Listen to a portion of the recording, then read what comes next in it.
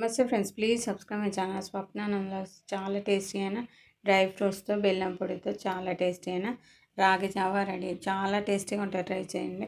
రాగి పిండిని ఏ company brand అయినా తీసుకోవచ్చు, లేకపోతే మీరు పట్టించిన రాగి పిండి అయినా తీసుకోవచ్చు. ఒక గిన్నెలోకి 2-3 స్పూన్ల రాగి పిండిని తీసుకోవాలి. దాంట్లోకి కొద్దిగా నీళ్ళని వేసుకొని కలుపుకోవాలి. రాగిపిండి మిశ్రమం అనేది ఉండలు లేకుండా చేసుకొని మనం చేత్తో కానీ స్పూన్తో కానీ కలుపుకొని ఉండలు లేకుండా చేసి పక్కన పెట్టుకోవాలి. ఎందుకంటే ఉండలుగా ఉంటే మనం చేసేటప్పుడు అంత టేస్టీగా ఉండదు. కాబట్టి ఇలాగా మనం ముందే ఉండలు లేకుండా ఇలా చేత్తో రాగి పిండిని కలుపుకోవాలి. ఇలా కలుపుకుంటే మనం వంట చేసేటప్పుడు రాగిపిండిని పోసేటప్పుడు ఉండలు కట్టకుండా చాలా స్మూత్ టెక్స్చర్ అనేది వస్తుంది. ఇలా కలుపుకొని పక్కన పెట్టుకోవాలి. స్టవ్ ఆన్ చేసుకొని ఒక ప్యాన్లోకి మీరు చేసే రాగి జావని గిన్నెలో చేసుకుంటున్నారు, ఆ గిన్నెని స్టవ్ ఆన్ చేసుకొని ఆ గిన్నెని పెట్టుకొని దాంట్లోకి ఒక చెంబు నిండా నీళ్ళని తీసుకొని పోసుకోవాలి. తర్వాత దాంట్లో కొద్దిగా దొడ్డు ఉప్పు వేసుకొని నీళ్ళను మరిగించుకోవాలి. నీళ్ళను మరిగిన తర్వాత ఈ పిండి మిశ్రమాన్ని స్టవ్ మీద ఉన్న గిన్నెలో మనం రాగి పిండి మిశ్రమం వేసుకొని స్పూన్తో మనం కలుపుతూనే ఉండాలి. ఎందుకంటే మనం దించే వరకు కలుపుతూనే ఉండాలి. ఎందుకంటే రాగి పిండి మిశ్రమం అనేది ఉండలు కట్టే అంత టేస్టీగా ఉండదు. కొద్దిసేపు మనం అలాగే కలుపుతూ ఉండాలి.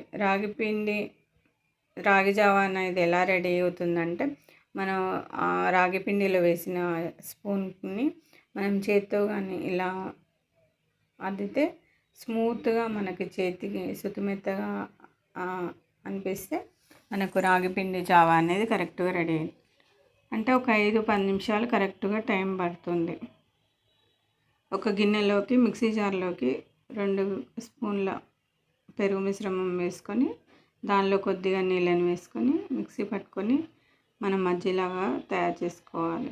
ఎందుకంటే మనం రాగి జావాలో మజ్జిగలాగా వేసుకుంటే చాలా టేస్టీగా మనం తాగేటప్పుడు చాలా చాలా టేస్టీగా ఉంటుంది.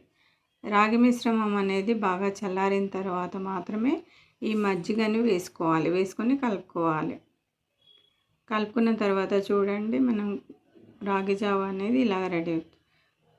దానిలోకి కొద్దిగా బెల్లం పొడిని వేసుకున్నాను. మీరు ఒకవేళ మీకు బెల్లం పొడి ఇష్టం లేదు అనుకుంటే వేసుకోకపోయినా చాలా బాగుంటుంది.